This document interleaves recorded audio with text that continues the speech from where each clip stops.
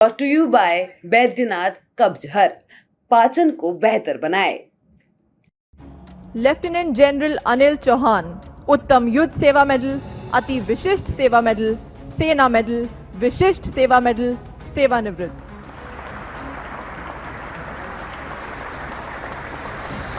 भारत सरकार ने देश के नए चीफ ऑफ डिफेंस स्टाफ यानी सीडीएस के नाम का ऐलान कर दिया है। Lieutenant general retired Anil Chauhan को देश का नया सीडीएस बनाया गया है। दिसंबर 2021 में देश के पहले सीडीएस जनरल बिपिन रावत के निधन के बाद से ये पद खाली था।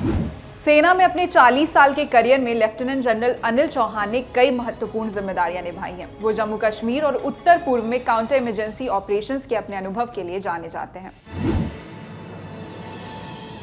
लेफ्टिनेंट जनरल अनिल चौहान का जन्म 18 मई 1961 को हुआ था। साल 1981 में वो भारतीय सेना के गोरखा राइफल्स में कमीशन हुए थे। वो नेशनल डिफेंस एकेडमी और भारतीय मिलिट्री एकेडमी के एलुमनाई हैं।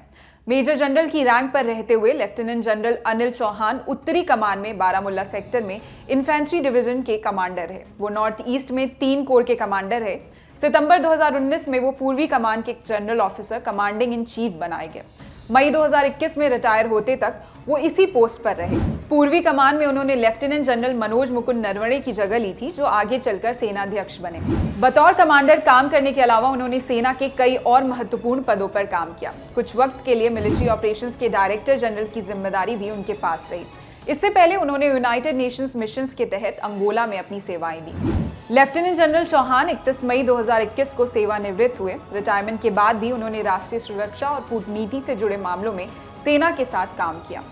सेना में बेहतरीन काम के लिए लेफ्टिनेंट जनरल चौहान को परम विशिष्ट सेवा मेडल, उत्तम युद्ध सेवा मेडल, अति विशिष्ट सेवा मेडल, सेना मेडल और विशिष्ट सेवा मेडल से भी सम्मानित किया गया। जनरल बिपिन रावत देश के पहले चीफ ऑफ डिफेंस स्टाफ बनाए गए थे। वो 1 जनवरी 2020 से 8 दिसंबर 2021 तक इस पद पर रहे। 8 दिसंबर 2021 को एक हेलीकॉप्टर क्रैश में जनरल रावत के निधन के बाद से ये पद खाली था। सीडीएस पद पर तैनात अधिकारी के पास कई जिम्मेदारियां होती हैं। वो रक्षा मंत्रालय में सैन्य कार्य विभाग माने department of military affairs DMA के सचिव होते हैं। साथ में चीफ ऑफ स्टाफ्स कमेटी के अध्यक्ष भी, जिसमें तीनों सेनाओं के प्रमुख बैठते हैं। इसके अलावा वो सेना से जुड़े मामलों में भारत सरकार के सलाहकार की भूमिका में भी रहते हैं। लेफ्टिनेंट जनरल चौहान के सामने सबसे बड़ी चुनौती होगी जनरल बिपिन रावत द्वारा शुरू किए गए सैन्य सुधार, जैसे कि थिएटराइजेशन को आगे बढ़ाना। इसके तहत तीनों सेनाओं को मिलाकर अलग अलग इलाकों के हिसाब से सैन्य इकाइयां बनाई जानी हैं। जनरल रावत के समय में ही थिएटराइजेशन का काम धीमी गति से आगे बढ़ रहा था और उनके निधन के बाद से काम लगभग ठंडे बस्ते में पड़ा हुआ है। यही काम जनरल चौहान को आगे बढ़ाना है। फिलहाल इस खबर में इतना ही। देखते रहिए दी लंदन टॉक। शुक्रिया।